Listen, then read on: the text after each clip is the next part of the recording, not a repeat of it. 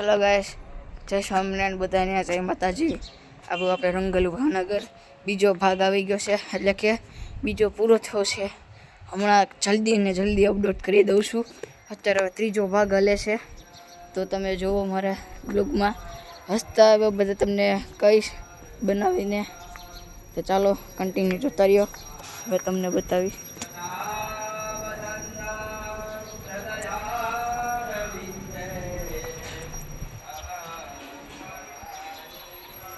આ છે અમારું રંગીલ ભાવનગર.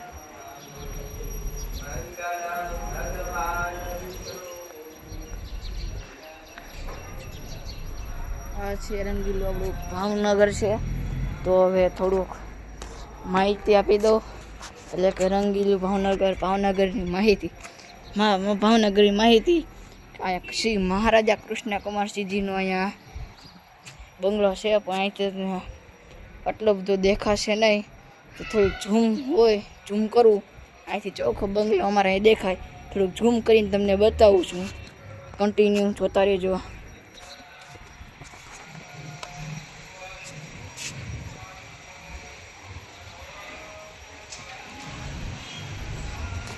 હલો ભાઈ, તમને નાળિયેરવાળો સામે દેખાતો હોય છે.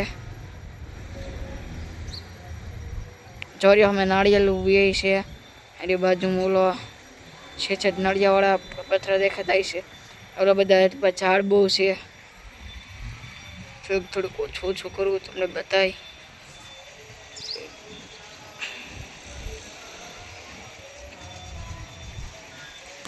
તો મિત્ર, તમે જોઈ લીધો હોય છે બંગલો.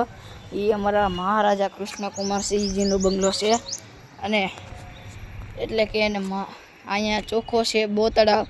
અમારા રંગીલા ભાવનગરનું પ્રખ્યાત મંદિર બોરતળાવ. એટલે કે ત્યાં અમારે ભાવનગરની છેલ્લી નિશાની, એટલે કે છેલ્લી નિશાની છે. તો અહીંથી સહેજ બોરતળાવ દેખાય છે. એટલે બોરતળાવનું તમને પાણી દેખાઈ દઉં. જો જોવા મળે તો જોઈ લેજો. કમેન્ટ કરજો કોઈ જોયું.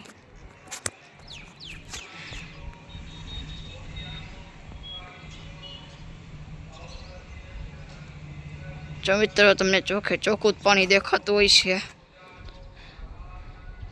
જો અમે ઓલી બિલ્ડિંગ દેખાતી હોય છે. જો અમે સીધ એ પાસે નીચે ચાલુ હોય છે. એની વચમાં જ નદી છે. તો એ આપણું બોતળાવ છે. બોતળાવ એટલે આખું, એટલે અત્યારે તો નથી અહીંયા જવાય એવું. નો અલાઉડ છે અત્યારે. પણ જ્યારે એન્ટ્રી થવા મળે રવિવારે, ત્યારે હું જઈશ. અને ભાવનગર આવો તો મારા ઘરે આવું તો Nirbhay society, main road, Chamunda Chitra, Bhavnagar. આ છે આપણો મેઇન રોડ. પહેલા ભાગમાં જ તમને કીધું હતું મેઇન રોડ છે. હવે તમારે બોરતળાવ જવું હોય તો રિક્ષાવાળા ગમે હોય એટલું કહેવાનું, બોરતળાવ મૂકી જાઓ. અને જો ભાવનગર આવો જરૂર બોરતળાવ જાજો. અને એ બોરતળાવની પાસે પણ એક મહારાજા ઘૂઘરાવાળો છે. ભાવનગરના ફેમસ ભાવનગરી ગાંઠિયા અને ભાવનગરી ઘૂઘરા જરૂર ખાજો. હસતા મોઢે આવતા રહેજો. જય માતાજી, જય મગલમાં.